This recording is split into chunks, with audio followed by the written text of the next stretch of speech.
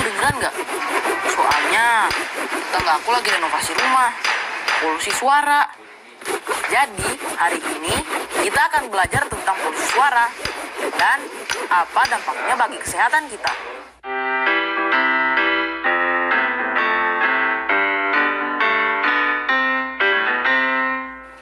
Kita juga akan belajar menyimpulkan informasi penting dari sebuah bacaan. Selain itu, di numerasi, kita akan belajar menghitung jumlah penumpang yang masuk ke dalam satu kendaraan umum.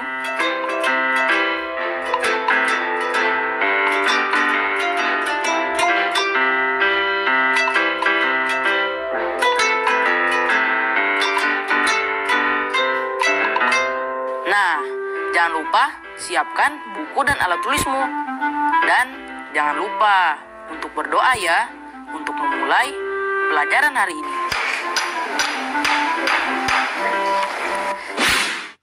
Siap ya?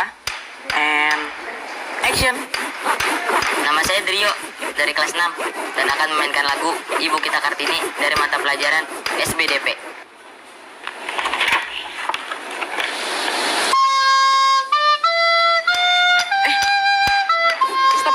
stop.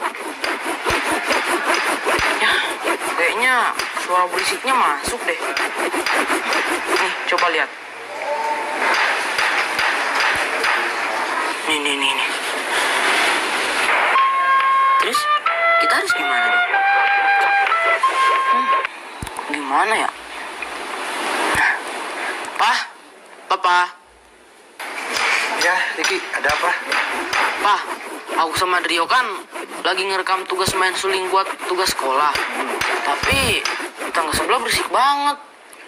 Kan polusi suara. Boleh bilangin nggak biar nggak berisik itu, Pak? Ya, namanya juga lagi renovasi rumah. Pasti bising lah. Tapi gini deh. Papa akan coba ngomong sama mereka. Siapa tahu mereka bisa tenang sebentar. Ya? Ayo. Makasih, Pak. Ya.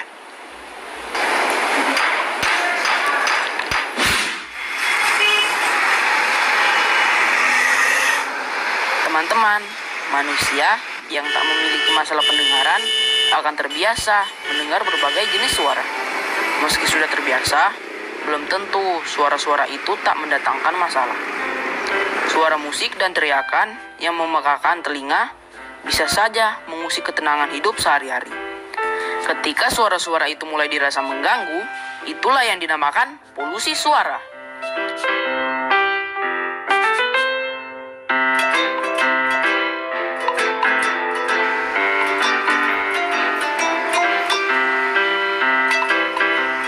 Suara bising kendaraan di jalan juga dapat menjadi sumber polusi suara loh. Ada beberapa kondisi yang membuat suatu kendaraan menjadi penyumbang polusi suara.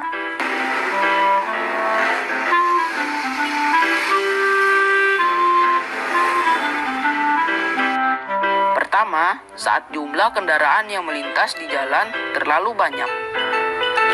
Kedua, pemakaian knalpot mobil yang tidak sesuai aturan lalu lintas. Ketiga, perilaku pengendara yang sembarangan membunyikan klakson.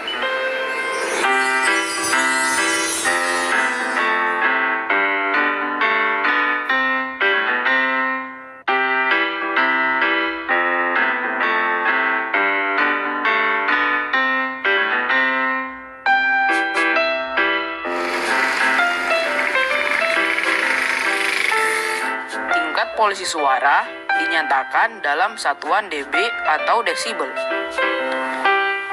Menurut Peraturan Menteri Lingkungan Hidup, ambang batas kebisingan suatu kendaraan adalah 80 sampai 90 dB.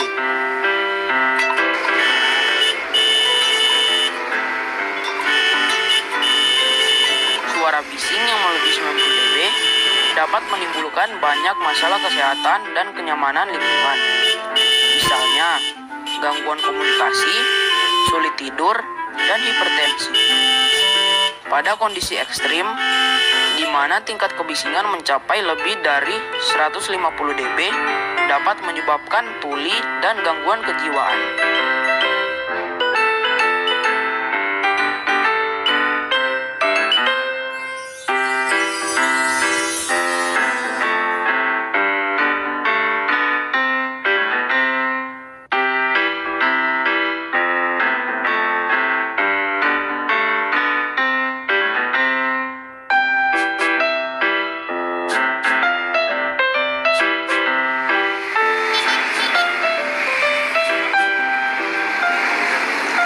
Mengurangi dan mengendalikan polusi suara ini dibutuhkan kesadaran para pengguna kendaraan. Caranya yaitu dengan mematuhi aturan lalu lintas yang berlaku.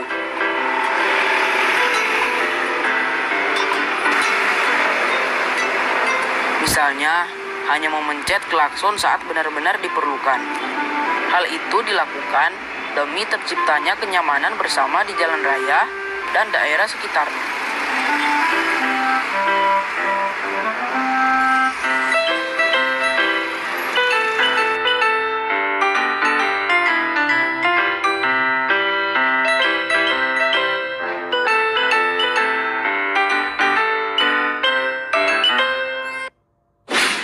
Teman-teman, dari penjelasan mengenai polusi suara tadi, bisakah kalian menyimpulkan informasi penting di dalam wacana tersebut?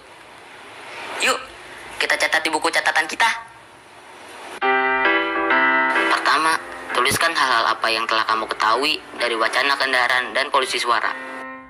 Nah, kalau aku jadi tahu bahwa manusia yang tak memiliki masalah pendengaran akan terbiasa mendengar berbagai jenis suara.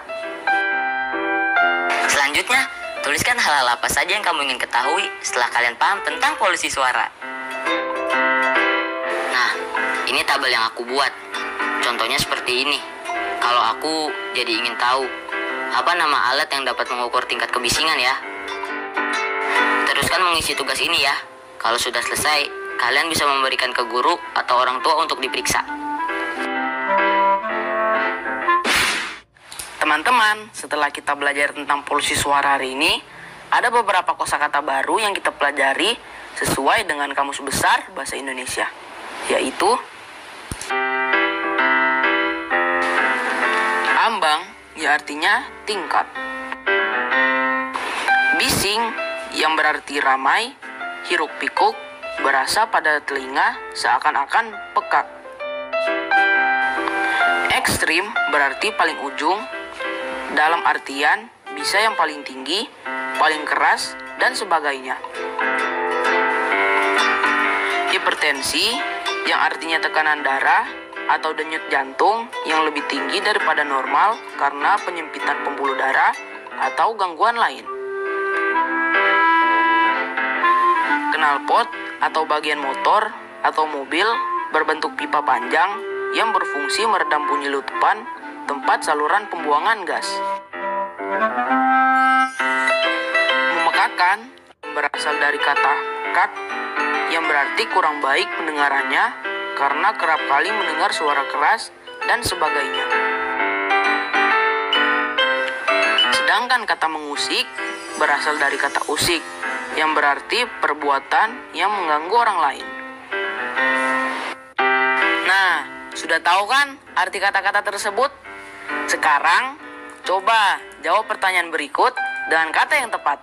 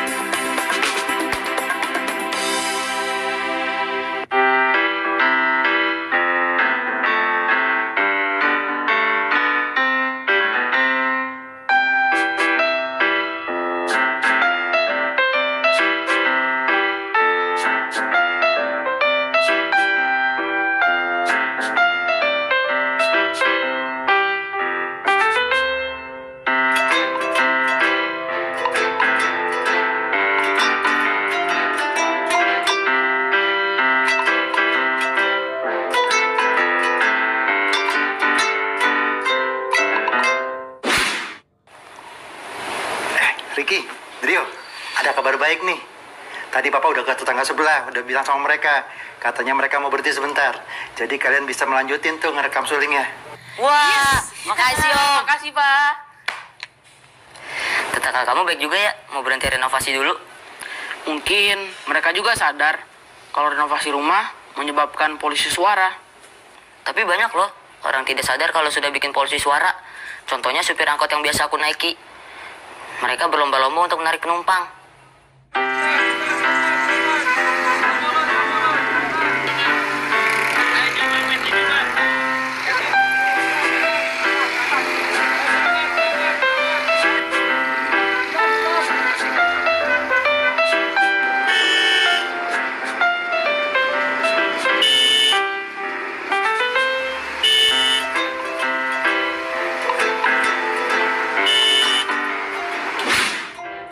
Di dalam satu angkot, biasanya bisa memuat 12 orang. Jika ada 16 angkot, berapa banyak penumpang yang bisa masuk? Selesaikan hitunganmu di buku tulis ya.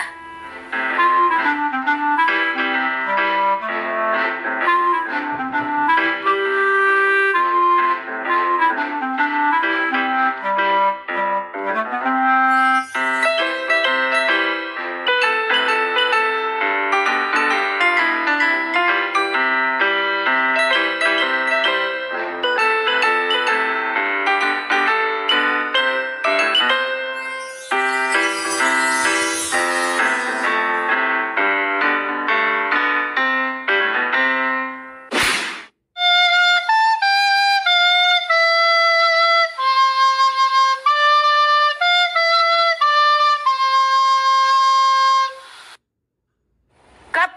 Nice. Jadi juga. Akhirnya. Wah, jadi juga. Lihat dulu. Kalau suasana tenang, rekaman juga jadi cepat. Ini sebabnya aku juga lebih suka ngerjain tugas di sini daripada di rumahku. Emang di rumah kamu kenapa? Lingkungan rumahku lebih padat. Jadi bukan hanya suara renovasi rumah saja. Banyak sekali kendaraan yang lewat. Dan karena perkampungan, semua orang telah kenal satu sama lain. Mereka juga sering ngobrol di depan rumah. Kadang teriak-teriak juga. Pasti berisik banget itu loh. Terus kendaraan yang paling sering digunakan di sekitar rumah kamu itu apa? Rata-rata motor. Pasti setiap rumah ada satu atau dua motor. Ada juga angkot yang lewat. Terus kamu gak terganggu gitu dengan adanya polusi suara yang ada di sekitar rumah kamu? Kadang terganggu juga sih. Tapi karena sejak kecil tinggal di situ, jadi sudah terbiasa. Teman-teman, pernahkah kalian bepergian dengan kereta? Coba perhatikan gambar berikut. Mari jawab pertanyaan ini. Penumpang paling sedikit yaitu di gerbong ke titik-titik sebanyak titik-titik orang.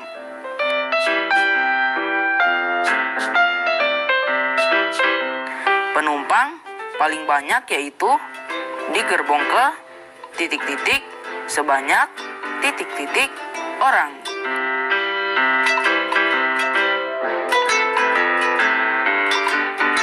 Terdapat 3 gerbong dengan banyak penumpang yang sama, yaitu sebanyak titik-titik orang. Dan hal ini dikenal dengan istilah titik-titik.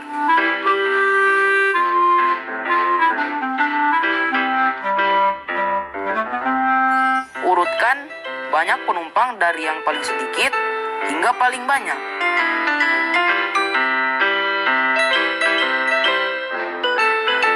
Nilai tengah dari data banyak penumpang tersebut setelah diurutkan adalah titik-titik.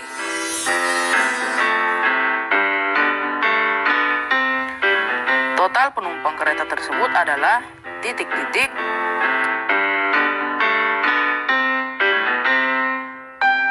Rata-rata penumpang di setiap gerbong kereta adalah titik-titik.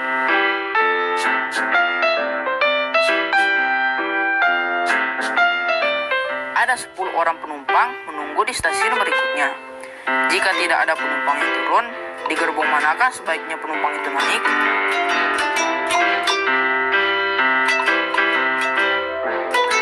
Tulis jawabanmu di buku catatan ya. Teman-teman kelas 6, apakah kalian sudah memahami pelajaran hari ini tentang polusi suara? Jika sudah, coba teman-teman jawab pertanyaan berikut. Apa yang dimaksud dengan polusi suara? Dan sebutkan contohnya. Berapa ambang batas kebisingan suatu kendaraan? Apakah kalian masih ingat penjelasan tadi?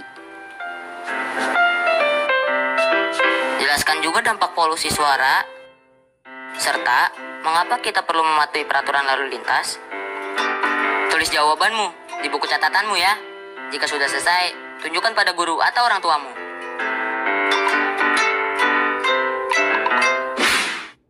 Nah, hari ini kita telah belajar banyak hal ya. Tidak cuma polusi suara, tetapi kita juga belajar menghitung penumpang, modus, serta rata-rata.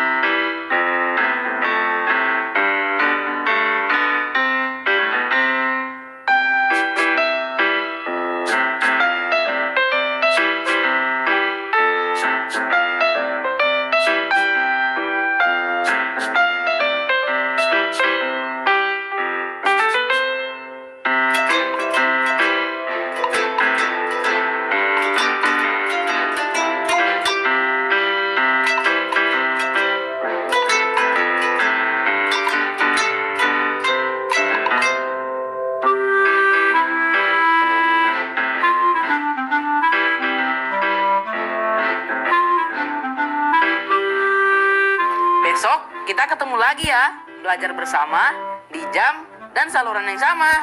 Dadah!